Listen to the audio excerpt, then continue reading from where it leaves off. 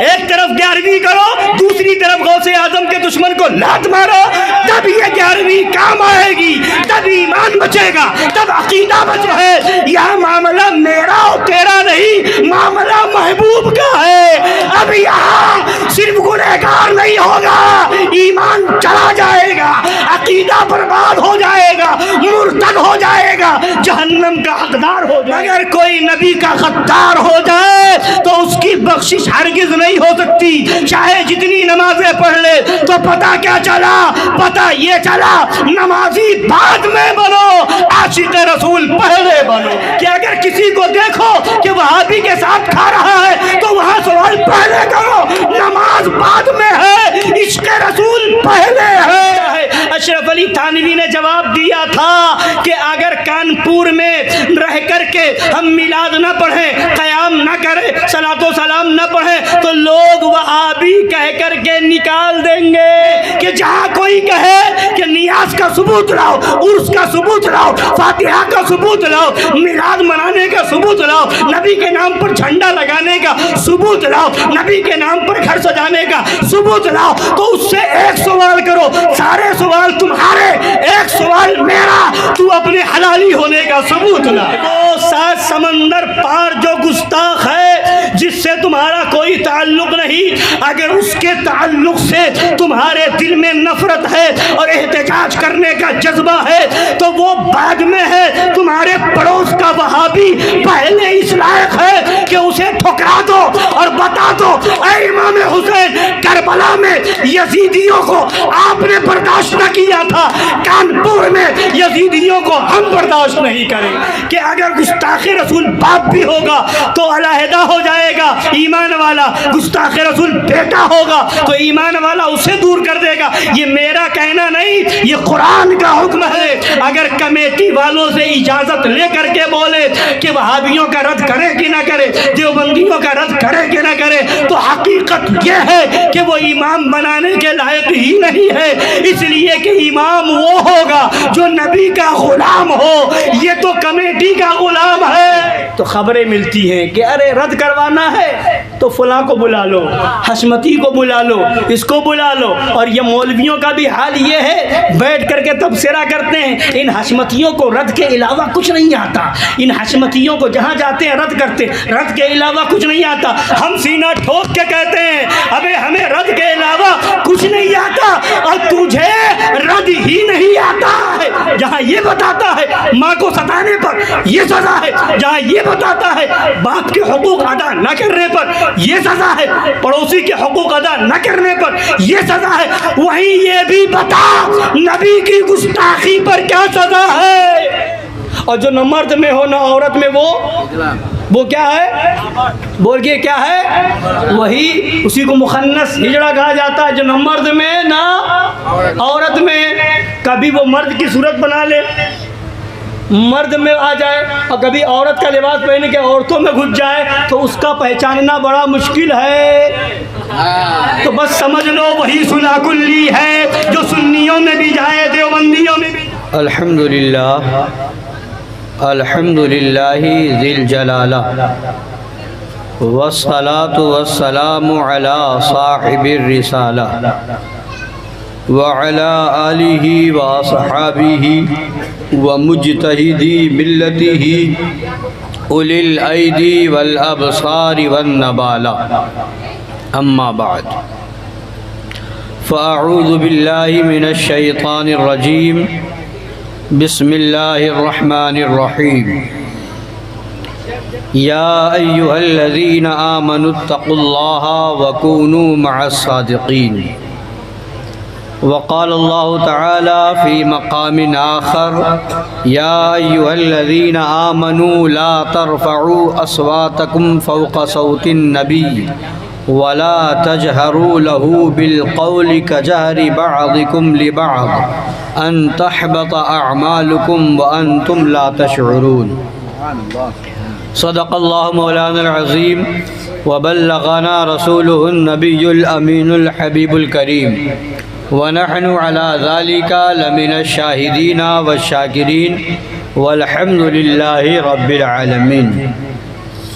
سنیم نعرہ اللہ اکبر میزنم دم زبو بکر و عمر عثمان و حیدر میزنم قادریم نعرہ یا غوث اعظم میزنم دم ز شیخ احمد رضا خان قطب عالم میزنم رضویم نعرہ یا اعلی حضرت میزنم دم ز شیخ حشمت علی خان فرد عالم میزنم۔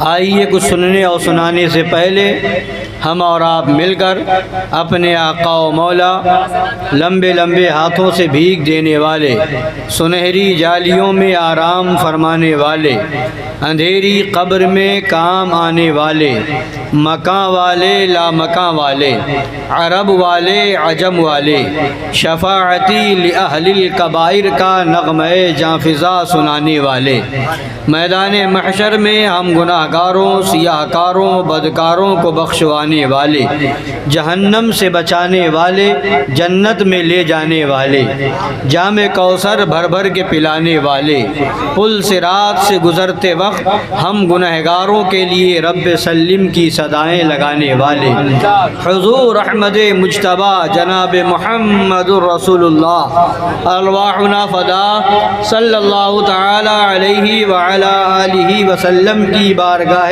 عرش پناہ میں درود پاک کا نذرانہ محبت پیش کریں۔ اللہم صلی علی سیدنا و نبینا و شفیعنا و حبیبنا و مولانا محمد معدن الجود والکرم وآلہ الکرام و ابنہ الکریم و امتہ الکریمۃ و بارک وسلم۔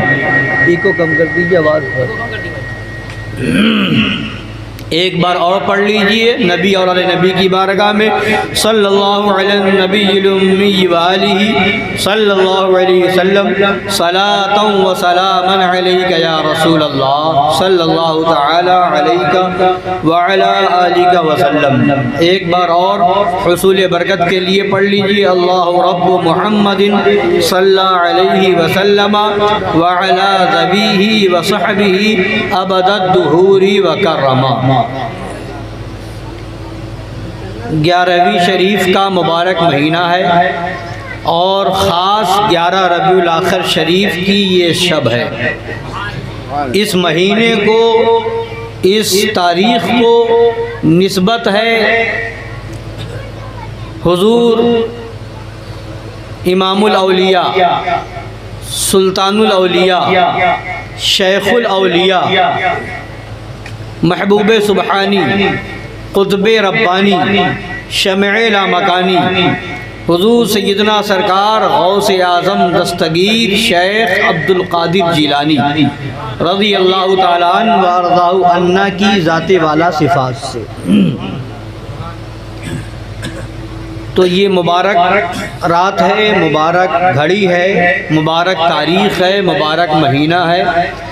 اللہ تبارک و تعالی ہم سب کی حاضری کو قبول فرمائے اور سرکار غوث اعظم رضی اللہ تعالی عنہ کے غلاموں میں ہم سب کا شمار فرمائے اور ان کے فیضان کرم سے ہم سب کو مالا مال فرمائے۔ امام اہل سنت، مجدد اعظم دین و ملت، عظیم البرکت، رفیع الدرجت، آقائے نعمت، دریائے رحمت، امام عشق و محبت، کنز الکرامت، جبل الاستقامت، حامی سنت، ماحی شرک و بدعت، قاطع کفر و ضلالت، آیت من آیات اللہ، معجزت من معجزات رسول اللہ، سیدی آقائی مولائی ملجائی سرکار اعلیٰ حضرت فاضل بریلوی رضی اللہ تعالیٰ عنہ بڑے پیارے انداز میں سرکار غوث اعظم رضی اللہ تعالیٰ عنہ کی شان بیان کرتے ہیں۔ واہ کیا مرتبہ اے غوث ہے بالا تیرا، اونچے اونچوں کے سروں سے قدم اعلیٰ تیرا، اونچے اونچوں کے سروں سے قدم اعلیٰ تیرا۔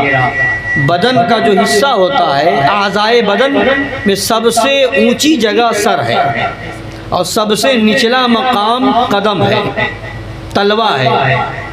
اعلیٰ حضرت فرماتے ہیں اونچوں کے سروں سے قدم اعلیٰ تیرا. بدن کا جو سب سے اونچا حصہ سر، اور جو بڑے بڑے اولیاء ہیں اونچے ہیں، ان کے سروں سے آپ کا قدم افضل والا ہے. تو جب قدم کا یہ عالم ہے تو پھر سر کا عالم کیا ہوگا؟ تو اعلیٰ حضرت فرماتے ہیں سر بھلا کیا کوئی جانے کہ ہے کیسا تیرا. سر بھلا کیا کوئی جانے کہ ہے کیسا تیرا. اولیاء ملتے ہیں آنکھیں وہ ہے تلوہ تیرا. اولیاء ملتے ہیں آنکھیں وہ ہے تلوہ تیرا. اور سارے اقطاب جہاں کرتے ہیں کعبے کا طواف. سارے اقطاب جہاں کرتے ہیں کعبے کا طواف. کعبہ کرتا ہے طواف درے والا تیرا. کعبہ کرتا ہے طواف درے والا. سارے اقطاب جہاں، دنیا کے سارے قطب، بڑے بڑے ولی کعبے کا طواف کرتے ہیں. اور کعبہ غوث اعظم کا نہیں، غوث اعظم کے گھر کا، درے والا، سرکار کے دروازے کا، سرکار غوث اعظم کے گھر کا. تو جس کے گھر کا طواف کعبہ کرے، جب گھر کا یہ مرتبہ تو غوث اعظم کا کیا مرتبہ ہوگا؟ کعبہ کرتا ہے طواف درے والا تیرا. اور فرماتے ہیں تجھ سے در، در سے سگ، اور سگ سے ہے مجھ کو نسبت. اعلیٰ حضرت نے کیا درس دیا ہے محبت کا، کیا عشق کا سبق دیا ہے، کیا بزرگوں کا مقام بتایا ہے کہ غوث اعظم کا رتبہ اور مقام یہ ہے کہ آپ سے نسبت جوڑنا تو بہت بڑی بات ہے. یا غوث اعظم آپ سے نسبت در کو ہے، آپ سے نسبت در کو ہے، در سے نسبت کتے کو ہے، سگ کو ہے، اور اس کتے سے نسبت مجھے ہے. تجھ سے در، تجھ سے در، در سے سگ، اور سگ سے ہے مجھ کو نسبت. میری گردن میں بھی ہے دور کا ڈورا تیرا. میری گردن میں بھی ہے دور کا ڈورا تیرا. اب جب یہ ڈورا گلے میں آ گیا تو اب کیا شان ہو گئی؟ فرماتے ہیں اس نشانی کے جو سگ ہیں نہیں مارے جاتے. اس نشانی کے جو سگ ہیں نہیں مارے جاتے. حشر تک میرے گلے میں رہے پٹا تیرا. حشر تک میرے گلے میں رہے پٹا تیرا. اور فرماتے ہیں کیا دبے جس پہ حمایت کا ہو پنجہ تیرا. کیا دبے جس پہ حمایت کا ہو پنجہ تیرا. شیر کو خطرے میں لاتا نہیں کتا تیرا. شیر کو خطرے میں لاتا نہیں کتا تیرا. سرکار غوث اعظم رضی اللہ تعالیٰ عنہ کی یاد میں محفل پاک کا یہ اہتمام کیا گیا ہے. انشاءاللہ تعالی تھوڑی دیر ہم اور آپ اس محفل میں سعادت، شرکت کی سعادت حاصل کریں گے، کر رہے ہیں. اللہ تعالی ہم سب کی حاضری کو قبول فرمائے. اور ایک بات اور میں کلیئر کر دوں، ہوتا یہ ہے کہ جب کسی صلح کلی کو کوئی بات غلط ثابت کرنے کی ہمت جرات نہیں ہوتی، کسی بات کو غلط ثابت کرنے کی کوشش نہیں کر پاتا، تو پھر وہ آخر میں یہ لاتا ہے کہ مہینہ غوث اعظم کا تھا، یہ تو وہابی کر کے چلے گئے. محفل غوث اعظم کی تھی، یہ تو دیوبندی کر کے چلے گئے، ہے نا. تقریر میں جو بات ہوگی وہ پہلے میں کلیئر کر دوں. تو بات یہ ہے کہ کسی شاعر نے کہا تھا، غالباً ڈاکٹر اقبال نے کہا ہے رہ گئی رسم ازاں روح بلالی نہ رہی، رہ گئی رسم ازاں روح بلالی نہ رہی، فلسفہ رہ گیا تلقین غزالی نہ رہی، فلسفہ رہ گیا تلقین غزالی نہ رہی۔ تو آج بھی محفلیں ہو رہی ہیں، جیسے رسم ازاں ہیں روح بلالی نہ رہی، ویسے ہی رسم 11ویں ہے روح 11ویں نہیں ہے، رسم 12ویں ہے، رسم مجلس ہے، رسم نیاز ہے، رسم فاتحہ ہے، مگر ان سب کی جان کیا ہے؟ ان سب کی جان یہ ہے کہ 11ویں جب قبول، 12ویں جب قبول، چھٹی جب قبول، تیجا جب قبول، 40واں جب قبول، عرس جب قبول، نیاز جب قبول، فاتحہ جب قبول، جب ان اللہ والوں کے دشمنوں سے دوری ہوگی، ان سے نفرت ہوگی، ان سے علیحدگی ہوگی، ایمان پختہ ہوگا، عقیدہ مضبوط ہوگا، اور اعلان یہ ہوگا یا غوث اعظم جو آپ کا نہیں وہ ہمارا نہیں، اے غریب نواز جو آپ کا نہیں وہ ہمارا نہیں، صابر پاک جو آپ کا نہیں وہ ہمارا نہیں، اے وارث پاک جو آپ کا نہیں وہ ہمارا نہیں، اے اعلیٰ حضرت جو آپ کا نہیں وہ ہمارا نہیں۔ اور ان کا کون نہیں؟ ان کا کون نہیں؟ فرمایا تجھ سے اور جنت سے کیا مطلب؟ وہاں بھی دور ہو، ہم رسول اللہ کے، جنت رسول اللہ کی۔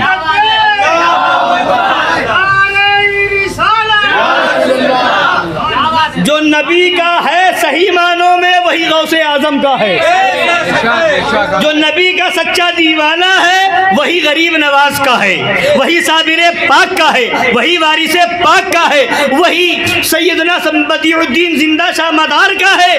اور جو ان بزرگوں سے کٹے گا، یہ عقیدہ گڑبڑ ہوا، ایمان میں خرابی آئی، عشق رسول میں کمی آئی، نہ وہ صابر پاک کا ہے، نہ وارث پاک کا ہے، نہ مدار پاک کا ہے، نہ غریب نواز کا ہے، نہ غوث اعظم کا ہے، نہ امام حسین کا ہے۔ ان بزرگوں کا دامن ہاتھ میں تھامنا ہے تو دیکھنا ہوگا کربلا کے میدان سے امام حسین کا پیغام کیا تھا۔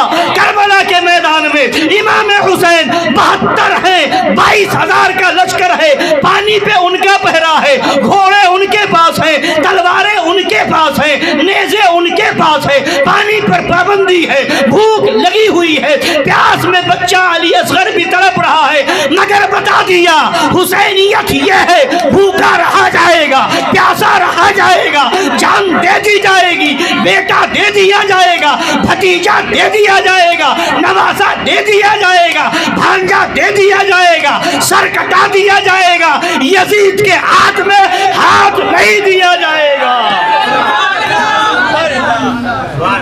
سبحان اللہ، سبحان اللہ،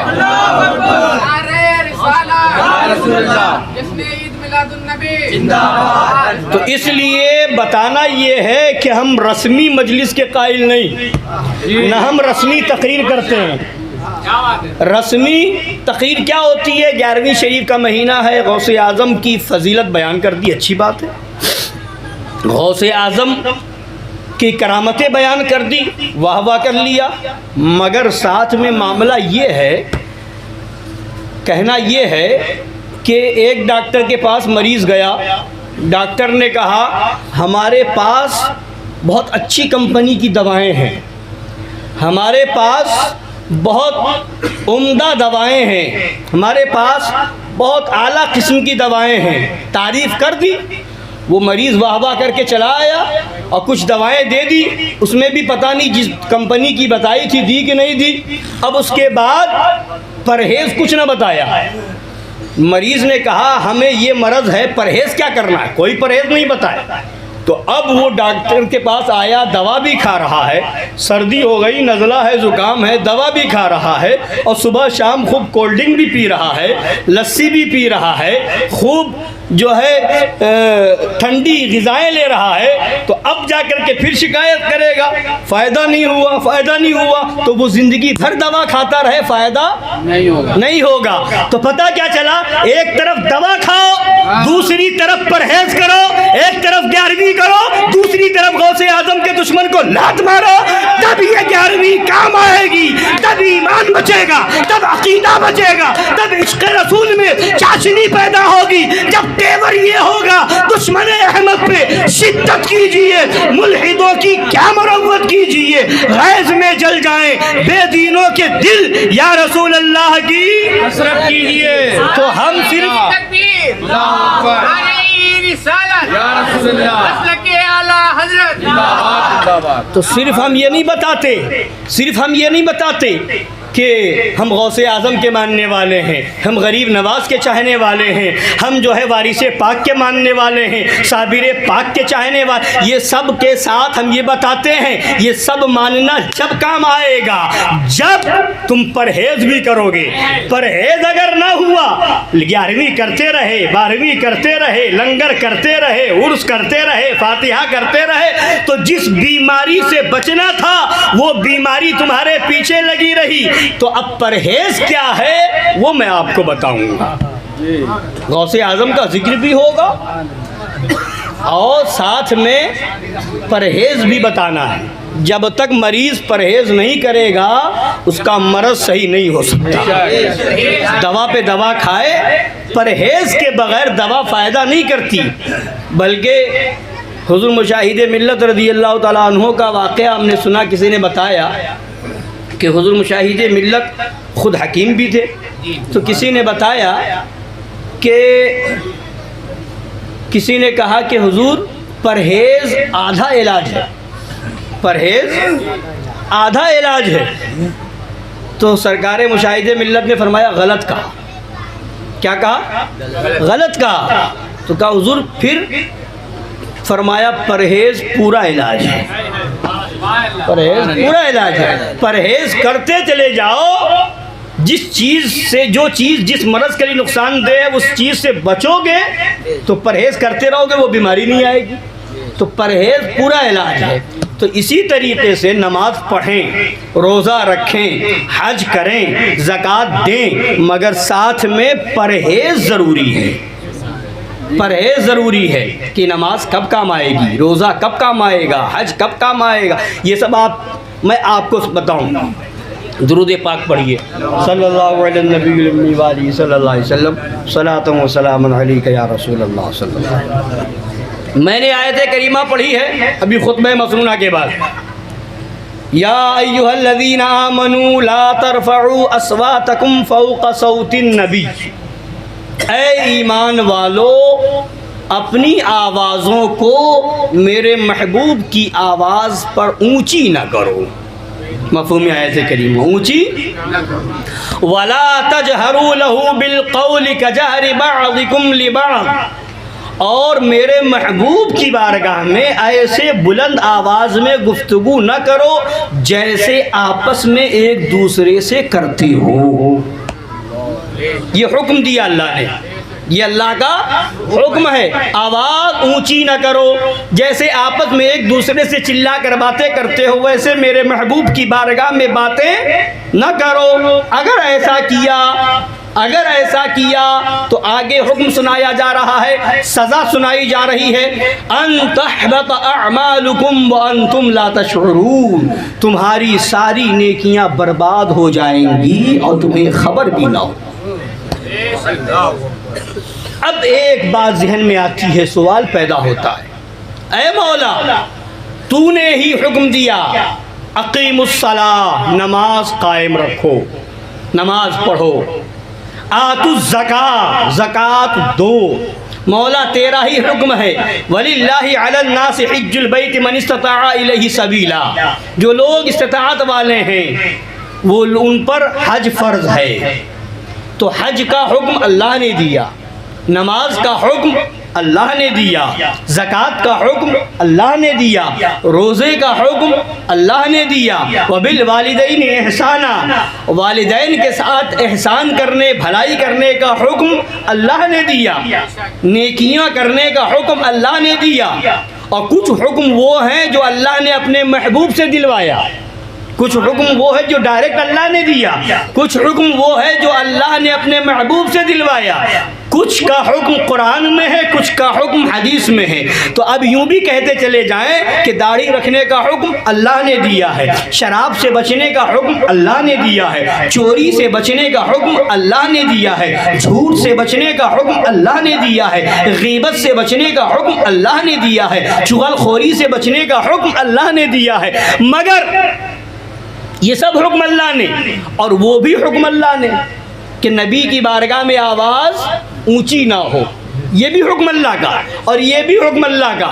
مگر چلے جاؤ کسی بھی بڑے سے بڑے مفتی کے پاس، چلے جاؤ کسی بھی بڑے سے بڑے عالم کے پاس، بڑے سے بڑے قاضی کے پاس کہ یہ پوچھو جا کر کے سوال کہ اگر نماز ایک وقت کی چھوٹ گئی تو باقی نمازوں کا کیا حکم ہوگا؟ تو جواب ملے گا ایک وقت کی نماز چھوٹی ہے، اس کا گناہ اس کے سر آ گیا، مگر جو باقی نمازیں پڑھی ہیں اس کا جو ثواب ملا ہے وہ برباد نہیں ہوگا، وہ نیکی برباد نہیں ہوگی. زکوٰۃ اگر نہیں دی ہے، زکوٰۃ فرض ہونے کے بعد، تو زکوٰۃ نہ دینے کا وہ گنہگار ہوگا، مگر جو نمازیں اس نے پڑھی ہے اس کا نیک کام وہ برباد نہیں ہوگا. اگر حج فرض ہو گیا، فرض ادا نہ کیا تو گنہگار ہوگا، فاسق کہا جائے گا، مگر اس کی وجہ سے جو اس نے زکوٰۃ میں پیسے دیے تھے وہ نیکی برباد نہیں ہوگی، وہ نیکی اس کے کھاتے میں لکھی ہوئی رہے گی. اگر اس نے کوئی اور گناہ کا کام کیا ہے، داڑھی مڑوائی ہے، تو اور جو دوسرے نیک کام ہیں وہ برباد نہیں ہوں گے. مولا معاملہ سمجھ میں نہیں آتا، یہ حکم بھی تیرا ہے، وہ حکم بھی تیرا ہے. یہاں اگر کوئی نماز چھوڑے تو کہا جاتا ہے فاسق ہے، گنہگار ہے، مرتکب کبیرہ ہے. اگر کوئی روزہ چھوڑے کہا جائے گا فاسق ہے، گنہگار ہے، مگر کافر نہیں ہوگا. اگر کوئی حج فرض ہونے کے بعد چھوڑے تو کہا جائے گا گنہگار ہے، فاسق ہے، مگر وہ کافر نہیں ہو جائے گا، اس کی نیکیاں برباد نہیں ہو جائیں گی. اگر وہ غیبت کرے، چغل خوری کرے، جھوٹ بولے، شراب پیے، زنا کرے، مکاری کرے تو گنہگار ہوگا، مگر وہ کافر نہیں ہوگا، اس کی باقی نیکیاں برباد نہیں ہوں گی. مگر یہ سارے حکم ایک طرف، اور دوسری طرف محبوب کی بارگاہ کا ادب ہے، آواز اونچی نہ ہو، آواز اونچی نہ ہو، جیسے آپس میں گفتگو کرتے ہو ویسے گفتگو نہ ہو. اگر یہ ہوا تو اب نماز برباد، روزہ برباد، حج برباد، زکوٰۃ برباد، ساری نیکیاں برباد. مولا ماجرا کیا ہے؟ وہ حکم بھی تیرا، یہ حکم بھی تیرا، وہاں حکم کے خلاف ہو تو اتنا سخت حکم نہیں ہے، وہاں کافر نہ ہو جائے، گنہگار ہوگا، کافر نہیں. نماز چھوڑے گنہگار ہوگا، کافر نہیں. روزہ چھوڑے گنہگار ہوگا، کافر نہیں. حج فرض ہونے کے بعد چھوڑے گنہگار ہوگا، کافر نہیں. زکوٰۃ فرض ہونے کے بعد چھوڑے گنہگار ہوگا، کافر نہیں. داڑھی مڈائے گنہگار ہوگا، کافر نہیں. غیبت کرے گا گنہگار ہوگا، کافر نہیں. جھوٹ بولے گا گنہگار ہوگا، کافر نہیں. شراب پیے گا گنہگار ہوگا، کافر نہیں. اور زنا کرے گا گنہگار ہوگا، کافر نہیں. اور نبی کی آواز پر آواز اونچی ہو گئی تو اب وہ کافر ہو گیا، مرتد ہو گیا. مولا ماجرا کیا ہے؟ وہ حکم بھی تیرا ہے، یہ حکم بھی تیرا ہے. تو جواب ملے گا بارگاہ خداوندی سے، یہی تو سمجھنے کی چیز ہے، اسی کو تو سمجھانا ہے. سنو، نماز کا حکم میں نے دیا تھا، معاملہ میرا اور تیرا تھا، عبادت میری تھی، حکم میرا تھا، عمل کرنا کام تیرا تھا. زکوٰۃ کا حکم میں نے دیا، معاملہ تیرا اور میرا تھا. زکوٰۃ میرے حکم کے خلاف کرے گا گنہگار ہوگا، حکم پر عمل کرے گا ثواب پائے گا. اور جھوٹ سے بچنے کا حکم میں نے دیا تھا، معاملہ میرا اور تیرا تھا. اور غیبت سے بچنے کا حکم میں نے دیا تھا، معاملہ میرا اور تیرا تھا. زنا سے بچنے کا حکم میں نے دیا تھا، معاملہ تیرا اور میرا تھا. مگر یہاں نبی کی بارگاہ کا ادب ہے، یہاں معاملہ میرا اور تیرا نہیں، معاملہ محبوب کا ہے. اب یہاں صرف گنہگار نہیں ہوگا، ایمان چلا جائے گا، عقیدہ برباد ہو جائے گا، مرتد ہو جائے گا، جہنم کا حقدار ہو جائے گا.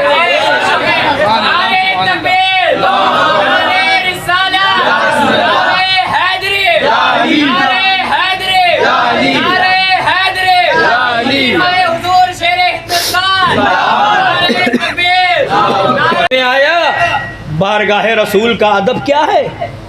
अब समझ में आया नबी की बारगाह किस कदर अजमत व शान वाली है कि हुक्म अल्लाह का वहाँ भी है, हुक्म अल्लाह का यहाँ भी है। बाकी जगह हुक्म के खिलाफ हो तो गुनहगार करार दिए जाओगे, मगर नबी की बारगाह में अगर तौहीन हो गई, बेअदबी हो गई तो अब सिर्फ गुनहगार नहीं रहे, ईमान चला गया, अकीदा बर्बाद हो गया, नेकियां बर्बाद हो गई, नमाज रोज़े बर्बाद हो गए। तो अब यहाँ से फैसला हो गया, यहाँ से नज़रिया मिल गया कि अगर नमाज बचाना है तो पहले नबी की बारगाह का अदब करना होगा, अगर रोज़ा बचाना है तो बारगाह रसूल का अदब करना होगा। यानी सबसे पहले जो अहम चीज है वो बारगाह रसूल का अदब है। सबसे बड़ी चीज वो इश्क रसूल है। अल्लाह न करे, अल्लाह न करे कोई सुन्नी बेनमाजी होगा तो उसकी बख्शिश है, कोई अगर दाढ़ी मुंडा है ईमान वाला है तो बख्शिश है, कोई अगर बेरोजेदार है तो उसकी बख्शिश है, कोई अगर हज फर्ज होने के बाद न करे तब भी ईमान वाला है तो बख्शिश है, गीबत करने वाला है तब भी उसकी बख्शिश है, चुगलखोर है तो उसकी बख्शिश है, जिनाकार है तो उसकी बख्शिश है। मगर कोई नबी का गद्दार हो जाए तो उसकी बख्शिश हरगिज नहीं हो सकती, चाहे जितनी नमाजें पढ़ ले। तो पता क्या चला, पता ये चला नमाजी बाद में बनो, आशिक रसूल पहले बनो, हाजी बाद में बनो, आशिक रसूल पहले बनो, रोजेदार बाद में बनो, आशिक रसूल पहले बनो। ये है तो नमाज नमाज है, रोज़ा रोज़ा है, हज हज है, ज़कात ज़कात है, नेकियां नेकियां हैं। मगर हालात तो हम कुछ और देखते हैं। क्या देखते हैं, क्या देखते हैं? अब सुन लीजिए मसला। अगर कोई नमाज पढ़ता है, नमाजी है, तो अल्लाह का शुक्र अदा करे, अल्लाह का शुक्र अदा करे कि अल्लाह ने उसे तौफीक दी। मगर शरीयत उसे ये हुक्म नहीं देती कि बेनमाजी को वो हकीर निगाह से देखे, उसको जलील समझे। नहीं, सूफियाए कराम के वहाँ सबसे बढ़ कर के ये गुनाह माना जाता है कि अपने आप को सबसे कम समझो, कमतर समझो, दूसरे को अपने से बेहतर समझो ईमान वाला है तो, है ना। तो ये होता है कि नमाज 2 टाइम की पढ़ने लगे, 1 हफ्ते 2 हफ्ते हुए नमाज पढ़ते हुए, 1 महीना 2 महीना हुआ नमाज शुरू हुए, तो अब तबसरा शुरू हो जाता है, फुला साहब नमाज में नहीं आते। अब चौराहे पे चल कर के बातें होती, आप नमाज में नहीं आए थे, आज ईशा में कहाँ थे, आज फजर में कहाँ थे। सुनो, ये सवाल बाद में करो, इससे पहले जरूरी ये है कि अगर किसी को देखो कि वहाबी के साथ खा रहा है तो वहां सवाल पहले करो, नमाज बाद में है, इश्क रसूल पहले है। नारे तकबीर, नारे रिसालत, मसलके आला हजरत, फैज़ाने हुजूर मज़हरे आला हजरत, फैज़ाने हुजूर शेर हिंदुस्तान। सुभान अल्लाह। इसलिए कि आला हजरत फरमाते हैं और गुनाह तो गुनाह है, नमाज छोड़ना गुनाह है, रोज़ा छोड़ना गुनाह है, ज़कात फ़र्ज होने के बाद न देना गुनाह है, हज फ़र्ज होने के बाद न करना गुनाह है, गीबत गुनाह है, झूठ गुनाह है। मगर ये वो गुनाह नहीं जिससे ईमान चला जाए, जिससे ईमान चला जाए, अकीदा ख़राब हो जाए। मगर देवबंदियों वहाबियों के साथ उठना बैठना, खाना पीना, ताल्लुक़ बनाना, ये वो गुनाह है जिससे ईमान जाने का ख़तरा है। आप जायज़ा लीजिए, मालूम कीजिए कि आज जो लोगों का ईमान जा रहा है उसकी वजह क्या है, क्या वजह है। आपका ये कानपुर शहर है, शायद आपको आपके शहर की तारीख़ मालूम हो या ना मालूम हो, मैं आपको आपके शहर की तारीख़ बता रहा हूँ। यही वो शहर है, यही वो शहर है कि 100 साल पहले इस शहर कानपुर के अंदर कोई वहाबी नहीं था, कोई देवबंदी नहीं था, कोई فاتحہ اور نظر و نیاز کو شرک و بدعت کہنے والا نہیں تھا. اسی کانپور شہر کے اندر پٹکا پور کے اندر مسجد میں مولوی اشرف علی تھانوی آیا, امامت کرنے لگا. اب لوگوں نے کہا نیاز کرنا ہے تو نیاز بھی کرنے چلے گئے, فاتحہ دینی ہے فاتحہ بھی دینے لگے, میلاد شریف کی محفل ہے وہاں بھی جانے لگے. مولوی رشید احمد گنگوہی نے خط بھیجا کہ اے مولوی اشرف علی تھانوی یہ کیا کر رہے ہو, ہم ناجائز کہتے ہیں, ہم حرام کہتے ہیں, ہم شرک و بدعت کہتے ہیں, تم کانپور میں جا کر کے نیاز بھی کر رہے ہو, فاتحہ بھی کر رہے ہو, تم میلاد بھی کر رہے ہو, کھڑے ہو کر کے صلاۃ و سلام بھی پڑھ رہے ہو. تو جواب دیا تھا مولوی اشرف علی تھانوی نے, وہ تذکرۃ الرشید کتاب چھپی ہوئی ہے ہمارے پاس موجود ہے, جسے دیکھنا ہے وہ دیکھ سکتا ہے. اشرف علی تھانوی نے جواب دیا تھا کہ اگر کانپور میں رہ کر کے ہم میلاد نہ پڑھیں, قیام نہ کریں, صلاۃ و سلام نہ پڑھیں تو لوگ وہابی کہہ کر کے نکال دیں گے, لوگ وہابی کہہ کر کے نکال دیں گے. اس لیے یہاں رکنے کے لیے میلاد بھی ضروری ہے اور قیام بھی ضروری ہے یہاں رکنے کے لیے. اور جتنی تنخواہ یہاں مل رہی ہے دوسری جگہ نہیں ملے گی, یہ بھی لکھا, جتنی تنخواہ یہاں مل رہی ہے وہاں دوسری جگہ نہیں ملے گی. تو بتانا میں یہ چاہتا ہوں کہ یہی آپ کا شہر ہے, یہی وہ کانپور ہے جہاں ان دیوبندیوں کا بڑا مولوی آیا تو نیاز کرنے پر مجبور, فاتحہ کرنے پر مجبور, صلاۃ و سلام پڑھنے پر مجبور اور میلاد میں جانے پر مجبور. نہ جائیں تو نکال دیے جائیں. یہ اس وقت کی سنیت تھی کہ جو میلاد نہ پڑھے نکال دیا جائے, نیاز نہ کرے نکال دیا جائے, کھڑے ہو کر کے سلام نہ پڑھے نکال دیا جائے.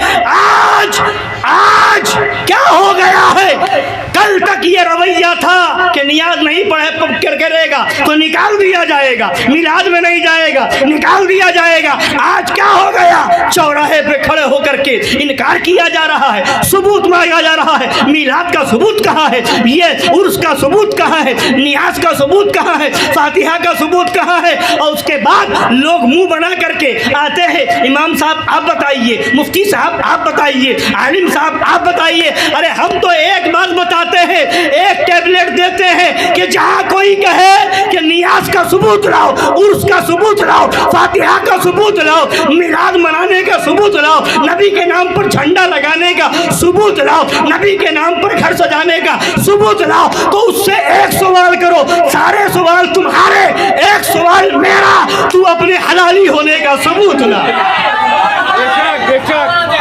تو نبی کے میلاد پر اعتراض کرے گا, تو غوث اعظم کی 11ویں پر اعتراض کرے گا, تو غریب نواز کی 6ٹی پر اعتراض کرے گا, تو نبی کے نام پر جھنڈا لگانے پر اعتراض کرے گا, تو ہم تیرے حلالی ہونے پر اعتراض کریں گے.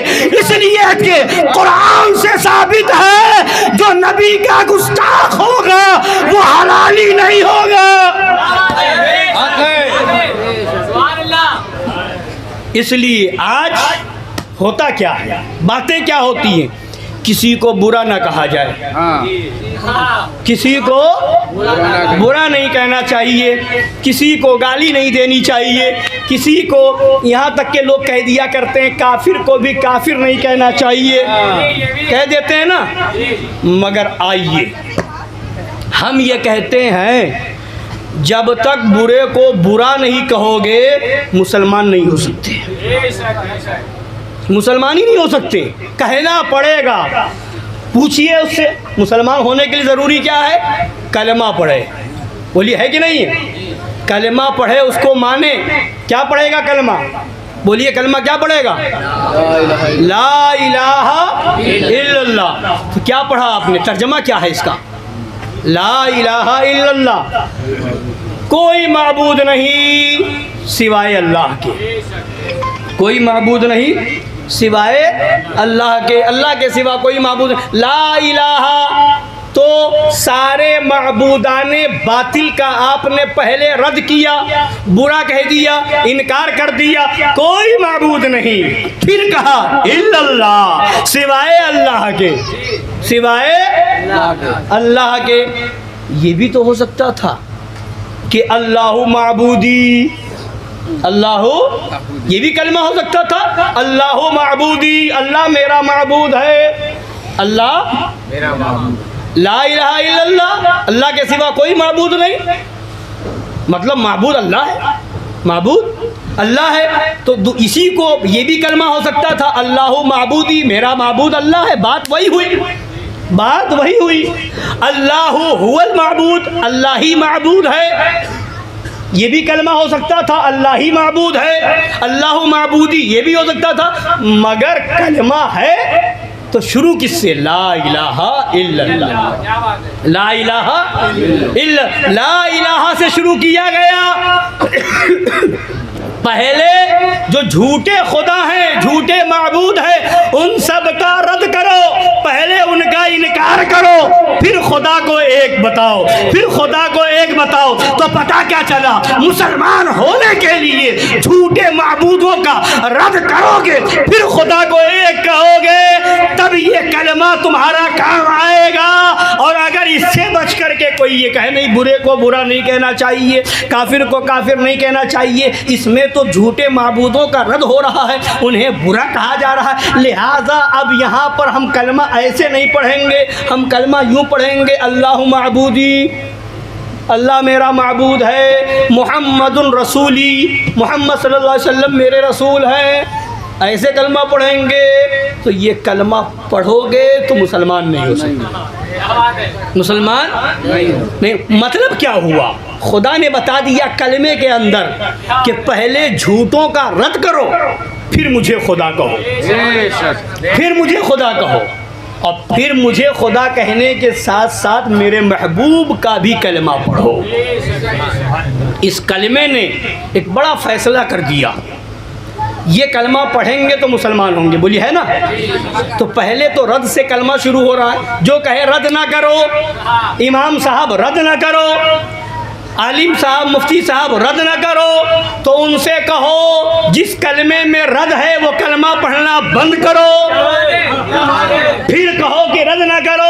ابے کلمہ پڑھا جاتا ہے تو رد ہوتا ہے، جب تک رد نہیں ہوگا مسلمان نہیں ہوگا، تو جب تک جھوٹے معبودوں کا رد نہیں مسلمان نہیں، اور جب تک یہ جھوٹے دیندار بننے والے مسلمان کہلانے والے وہابیوں دیوبندیوں کا رد نہیں، تب تک تو سنی نہیں ہوگا۔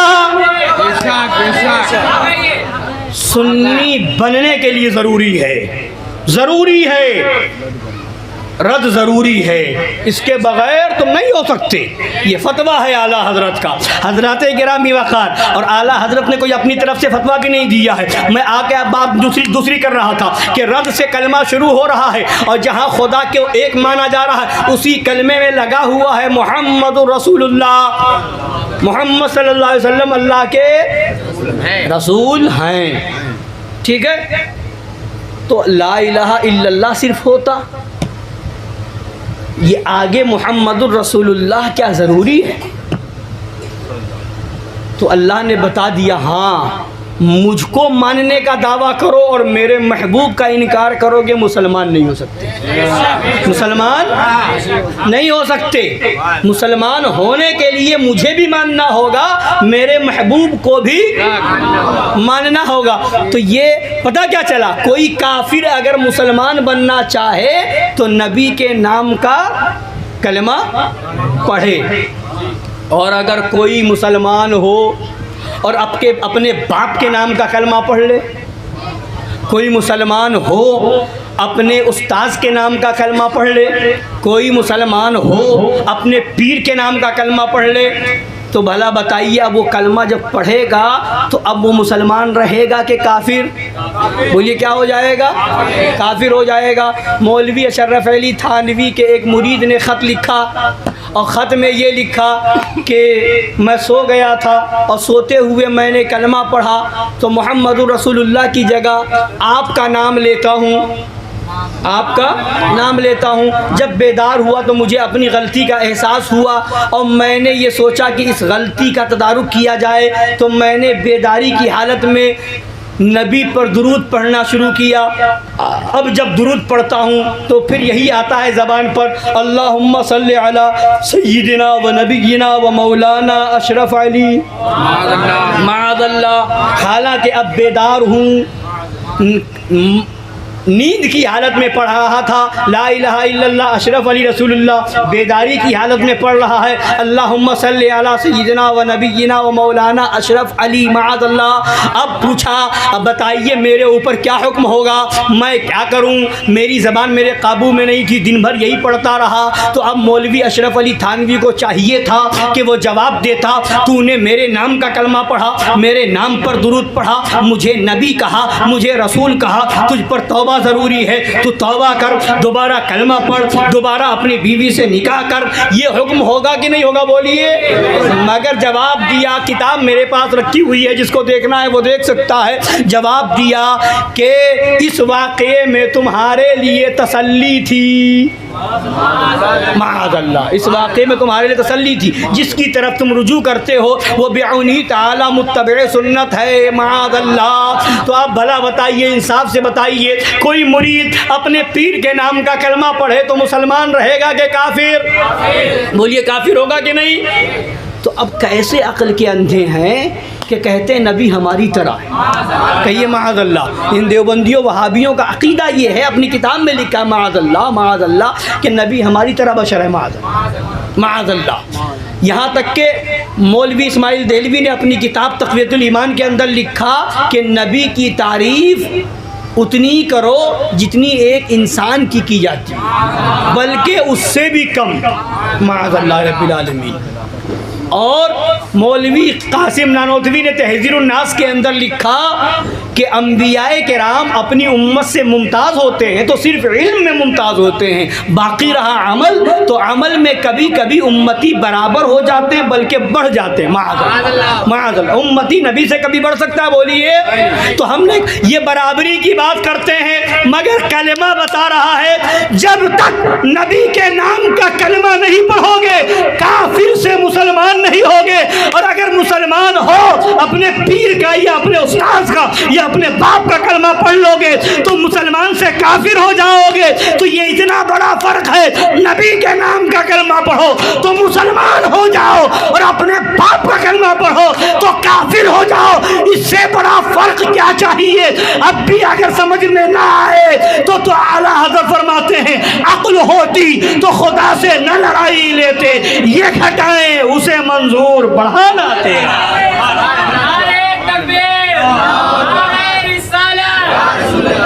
کلمہ نے فرق کر دیا, نبی کا کلمہ نہیں پڑھو گے تو مسلمان نہیں, اور اپنے استاذ یا پیر کا کلمہ پڑھ لو گے تو کافر ہو جاؤ گے. اتنا بڑا فرق. اس کے بعد بھی کہتے ہو نبی ہماری طرح ہے, معاذ اللہ. اس کے بعد بھی کہتے ہو کہ وہ بھی انسان ہے, ہم بھی انسان ہیں, معاذ اللہ رب العالمین. حضرات گرامی, اب سنیے, سرکار غوث اعظم رضی اللہ تعالی عنہ کی بات ہے, مہینہ ہے تو ذکر غوث اعظم بھی ہو, ہے نا. تو اعلیٰ حضرت سرکار دو عالم صلی اللہ علیہ وسلم کے بارے میں ان وہابیوں دیوبندیوں کا یہ نظریہ, ہم کھڑے ہو کے سلام پڑھتے تو کیا سوال ہوتا ہے کہ کیا تمہارا سلام وہاں مدینہ شریف میں نبی سن لیتے ہیں؟ بولی ہوتا نہیں ہوتا ہے. یہاں سے پڑھیں گے کیا وہاں آواز چلی جائے گی, وہاں نبی سن لیں گے کہ ایسا ہے ویسا, 10 طرح کا سوال ہوتا ہے. سرکار غوث اعظم جو نبی نہیں ہیں, نبی نہیں ہیں, نبی کے شہزادے ہیں, آل رسول ہیں, نبی پاک صلی اللہ علیہ وسلم کے خاندان کے ہیں, اور کئی نسلوں کے بعد ہیں. وہ سرکار غوث اعظم رضی اللہ تعالیٰ عنہ ہیں. جا رہے ہیں, مسجد میں جا رہے ہیں, جمعہ کا دن ہے, ان کے ساتھ ان کے مرید ہیں حضرت سیدی عمر بزاز رضی اللہ تعالیٰ عنہ. وہ دیکھتے ہیں کہ ہر جمعہ میں معاملہ یہ ہوتا تھا, غوث اعظم چلتے تھے تو لوگ آتے تھے, کوئی سلام کرتا تھا, کوئی دست بوسی کرتا تھا, کوئی قدم بوسی کرتا تھا, کوئی دعائیں لیتا تھا. مگر آج کا منظر الگ ہے. آج غوث اعظم مسجد کی طرف چل رہے ہیں تو سلام کرنے والا نہیں دکھ رہا ہے, مسافہ کرنے والا نہیں دکھ رہا ہے, قدم بوسی کرنے والا نہیں دکھ رہا ہے, کوئی دعائیں لینے والا نہیں دکھ رہا ہے. ماجرا کیا ہے؟ تو اتنا جب دل میں خیال آیا تو غوث اعظم نے دیکھ کر کے مسکرایا اور فرمایا، اتنے میں کیا دیکھا کہ ایک مجمع اکٹھا ہو گیا، ایک ایک کر کے لوگ اکٹھا ہوتے چلے گئے، بھیڑ لگ گئی، کوئی دست بوسی کر رہا ہے، کوئی سلام کر رہا ہے، کوئی قدم بوسی کر رہا ہے، کوئی دعائیں لے رہا ہے۔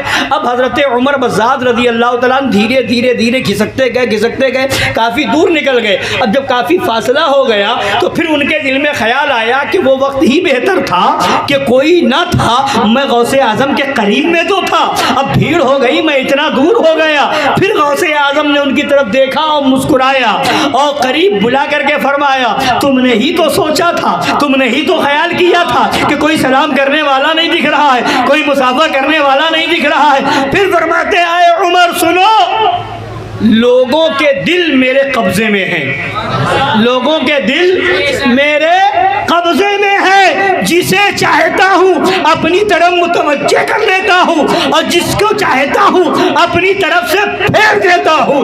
ارے جب غوث اعظم کی طاقت کا یہ عالم ہے کہ دل میں کس کے کیا ہے وہ غوث اعظم جان رہے ہیں، اور کس کو اپنی طرف پھیرنا ہے وہ پھیر لیتے ہیں، جس کو اپنی طرف سے پھیرنا ہے پھیر دیتے ہیں۔ یہ غوث اعظم کی جب شان ہے تو پھر میرے نبی کا مقام کیا ہوگا، پھر میرے نبی کی شان کیا ہوگی، پھر میرے نبی کی عظمت و رفعت کا عالم کیا ہوگا، یہ ہم نہیں سمجھ سکتے۔ اعلیٰ حضرت فرماتے ہیں، فرش والے تیری شوکت کا علو کیا جانے، خسروا عرش پہ اڑتا ہے پھریرا تیرا۔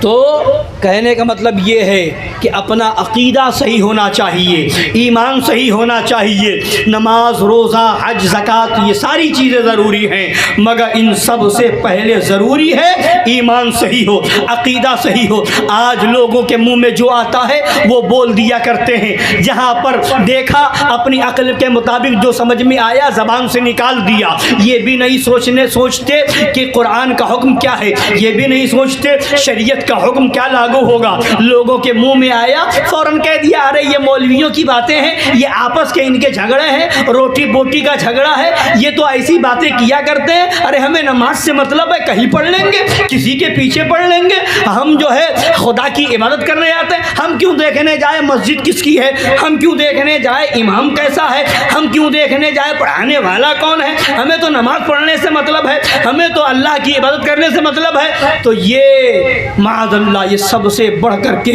شیطان کا دھوکہ ہے۔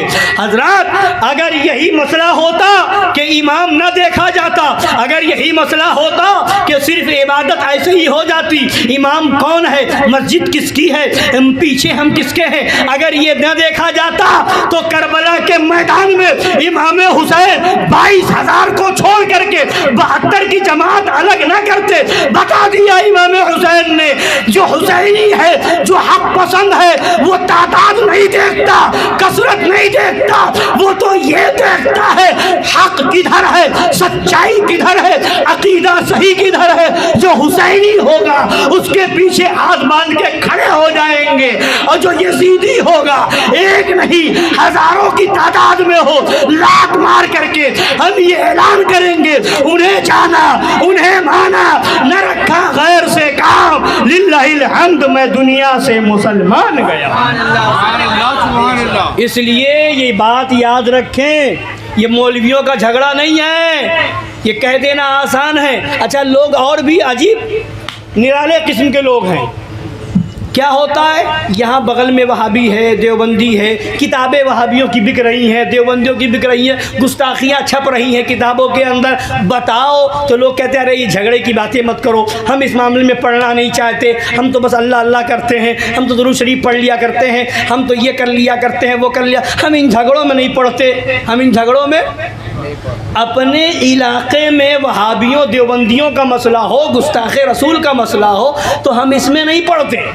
اور کوئی 7 سمندر پار اگر کوئی کارٹون بنا کر کے نبی کی شان میں بے ادبی کرے تو احتجاج کرنے کے لیے روڈ پہ نکل جاتے ہیں، اگر کوئی امریکہ میں بیٹھ کے گستاخی کرے تو روڈ پہ نکل جاتے ہیں، اگر کوئی کہیں اور معاملہ کرے تو کہتے ہیں وہاں مسلمانوں پر ظلم ہو رہا ہے، ایسا ہو رہا ہے۔ بڑی محبت اگر ہے تو وہ 7 سمندر پار جو گستاخ ہے جس سے تمہارا کوئی تعلق تعلق نہیں. اگر اس کے تعلق سے تمہارے دل میں نفرت ہے اور احتجاج کرنے کا جذبہ ہے تو وہ بعد میں ہے. تمہارے پڑوس کا وہابی پہلے اس لائق ہے کہ اسے ٹھکرا دو اور بتا دو اے امام حسین کربلا میں یزیدیوں کو آپ نے برداشت نہ کیا تھا, کانپور میں یزیدیوں کو ہم برداشت نہیں کریں گے.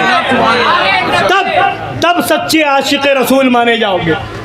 بغل کا گستاخ شادی میں آئے, بغل کا گستاخ محفل میں آئے, بغل کا گستاخ ہمارے گھر میں آئے, بغل کا گستاخ ہماری پارٹی میں آئے, ہمیں گوارا ہے, اور امریکہ کا گستاخ ہمیں گوارا نہیں. یہ کون سی پالیسی ہے؟ یہ کون سا عشق رسول ہے؟ عشق رسول یہ ہے, قرآن کہتا ہے, قرآن کے اندر موجود ہے, 28ویں پارے کے اندر موجود ہے. قرآن کی آیت کا مفہوم بتا رہا ہوں. لا تجد قوم یؤمنون باللہ والیوم الآخر الی آخر الآیہ. مفہوم یہ ہے, سنیے ترجمہ اس کا.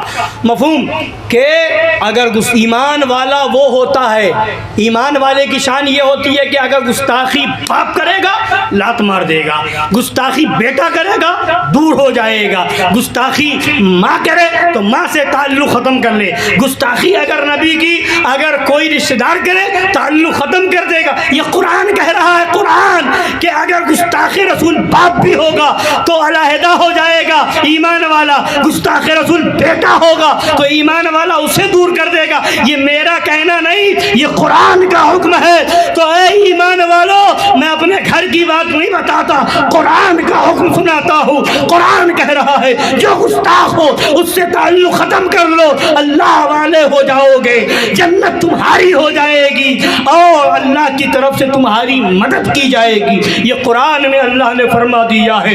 تو یہ حکم اللہ کا ہے, لہذا ایمان والا ہو, اگر ایمان ہے تو ان سے نفرت ہوگی, ان سے دوری ہوگی, ان سے علیحدگی ہوگی, اور اگر ان سے دوستی ہے, ان سے تعلق ہے, رشتہ داری دیکھنی ہے, تو یاد رکھیے مرنا سب کو ہے, قبر میں سب کو جانا ہے, حساب سب کو دینا ہے.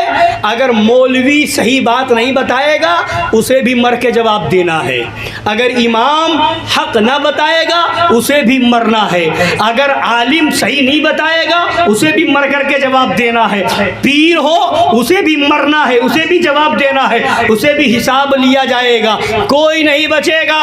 لہذا صاف لفظوں میں سنو, کوئی امام ہو, کوئی مفتی ہو, کوئی پیر ہو, کوئی قاضی ہو, کوئی عالم ہو, کسی جگہ کا ہو, کسی خانقاہ کا ہو, سب پر لازم ہے, نبی کی حدیث ہے, نبی نے فرمایا جب میری امت میں گمراہیاں پھیلے تو عالموں اور پیروں پر لازم ہے کہ لوگوں کو بتائے صحیح کیا ہے غلط کیا ہے. اور جو عالم نہیں بتائے گا, جو عالم نہیں بتائے گا, حدیث پاک کے اندر موجود ہے, اس پر اللہ کی لعنت ہے, اس پر فرشتوں کی لعنت ہے, اور اس پر سارے لوگوں کی لعنت ہے.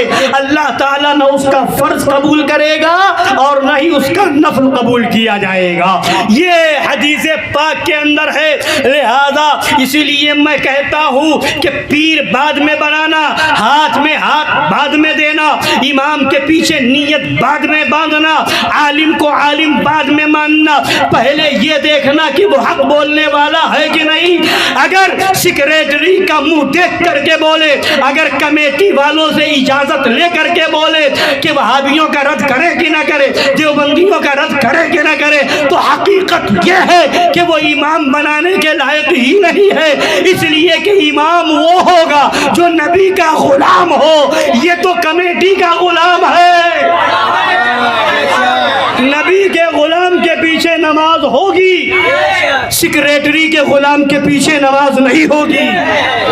امام وہ ہے جو شریعت دیکھ کر کے بولے, لوگوں کی طبیعت دیکھ کر کے نہ بولے. مگر افسوس یہ ہے کہ آج جب بات آتی ہے کہ یہ بات بیان کی جائے تو خبریں ملتی ہیں کہ ارے رد کروانا ہے تو فلاں کو بلا لو, حشمتی کو بلا لو, اس کو بلا لو. اور یہ مولویوں کا بھی حال یہ ہے, بیٹھ کر کے تبصرہ کرتے ہیں, ان حشمتیوں کو رد کے علاوہ کچھ نہیں آتا, ان حشمتیوں کو جہاں جاتے ہیں رد کرتے, رد کے علاوہ کچھ نہیں آتا. ہم سینہ ٹھوک کے کہتے ہیں ابے ہمیں رد کے علاوہ کچھ نہیں آتا, اور تجھے रद ही नहीं आता, तुझे रद ही नहीं आता और हमें रद ही करना आता है। ये फैसला तो वहां होगा रद करने वाले किधर हैं और नजराना देखकर बोलने वाले किधर हैं। हम करते हैं, प्रोग्राम मिले कि ना मिले बाद में, इमामत रहे कि ना रहे ये बात की बात है। जब बोलेंगे सच बोलेंगे, जब बोलेंगे हक बताएंगे, लोगों को आगाह करेंगे। ये शरीयत कहती है, ये नबी की हदीस कहती है, ये कुरान का हुक्म है। तो सुनो, रद तुम भी करते हो, रद हम भी करते हैं। कौन है जो कहे कि रद नहीं करते हम? हाँ, मगर हालत क्या है? हालत ये है कि कहते हैं कि अगर ये कह दो रद्द, आकर के कहेंगे हम भी रद्द करते हैं। जब कहीं फंस जाते हैं, जब बताओ आला हजरत ने लिखा है कि रद्द वहाबिया फ़र्ज़ आज़म है, ये आला हजरत का फतवा है, तो कहते हैं रद्द हम भी करते हैं मगर थोड़ा सा तहज़ीब के दायरे में बंद लफ्ज़ों में करते हैं। समझ रहे हैं? तो कैसे करते हैं? तो ये ऐसे करते हैं कि हम कहते हैं नबी को इल्म गैब है। जब हमने ये कह दिया कि नबी को इल्म गैब है, तो जो लोग नबी का इल्म गैब नहीं मानते उनका रद्द हो गया। हम कहते हैं नबी हमारे इख्तियार वाले हैं, जो लोग नबी को इख्तियार वाला नहीं मानते उनका रद्द हो गया। हम कहते हैं नबी सबसे अफजल आला हैं, जब हमने ये कहा तो जो नबी को अपने जैसा कहते उनका रद्द हो गया। तो हम कहते हैं जब ऐसा ही रद्द हो जाता है, ऐसा ही रद्द हो जाता है, तो फिर ये क्यों कहते हो नमाज ना पढ़ोगे तो ये सज़ा है, नमाज नहीं पढ़ोगे तो ये सज़ा है, ज़कात ना देने पर ये सज़ा है, दाढ़ी मुड़ाने पर ये सज़ा है। नमाज की फजीलत बयान करते जाओ, ना पढ़ने वालों का रद्द हो जाएगा।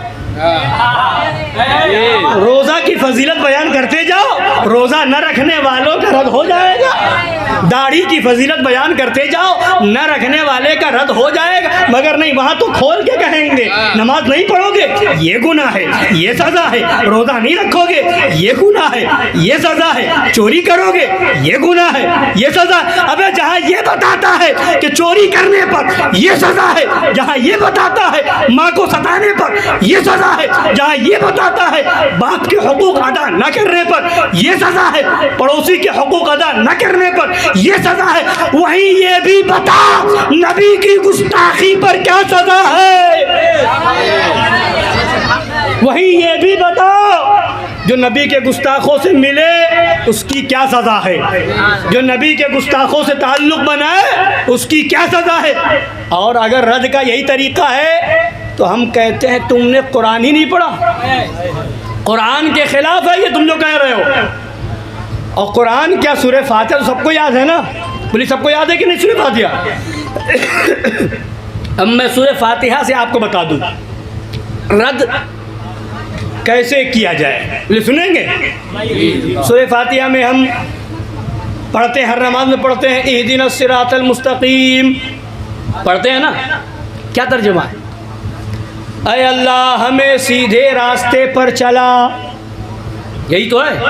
ऐ अल्लाह हमें सीधे रास्ते पर चला। अब सीधा रास्ता क्या है? सिरातल लज़ीना अनअमता अलैहिम, उनके रास्ते पर चला जिन पर तूने इनाम फरमाया, जिन पर तूने इनाम फरमाया, एहसान फरमाया।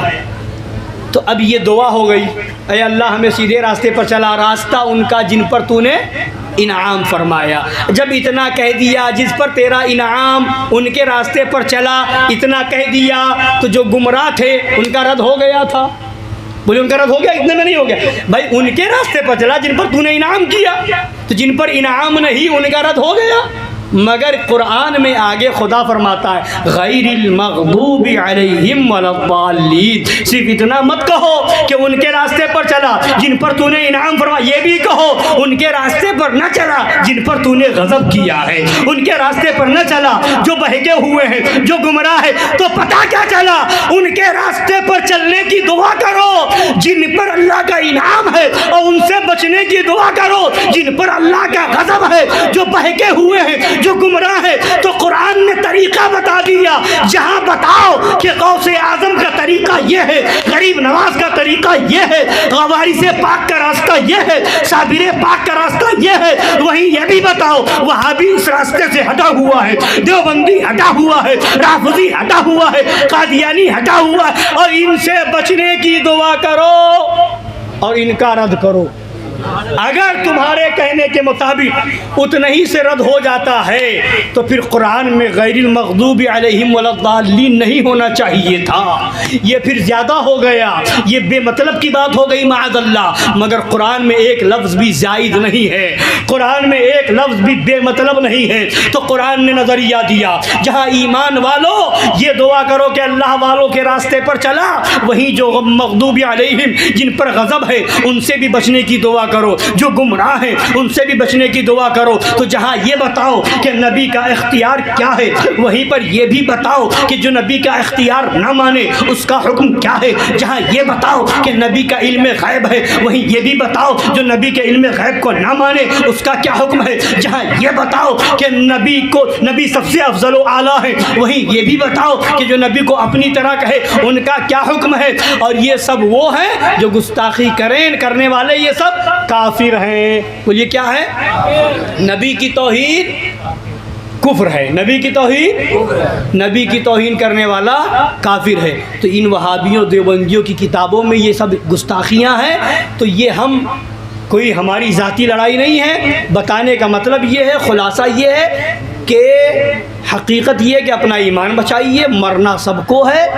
اب میں نے پہلے کہہ دیا، کھل کے بتا دیا کہ بے نمازی کی بخشش ہے، غیر روزے دار کی بخشش ہے، داڑھی منڈے کی بخشش ہے، اور حج فرض ہونے کے بعد نہ کرے تب بھی اس کی بخشش ہے۔ ایمان والا ہے تو بخشش ہے، گنہگار ہے اللہ چاہے گا تو سزا دے کے جنت میں بھیجے گا، چاہے گا تو بغیر سزا کے جنت میں بھیج دے گا، یا نبی کی شفاعت میں جنت میں جائے گا۔ مگر اگر گستاخ رسول ہے یا اس کا ساتھ دینے والا ہے، اس سے تعلق بنانے والا ہے، تو اس کی کوئی بخشش نہیں ہے۔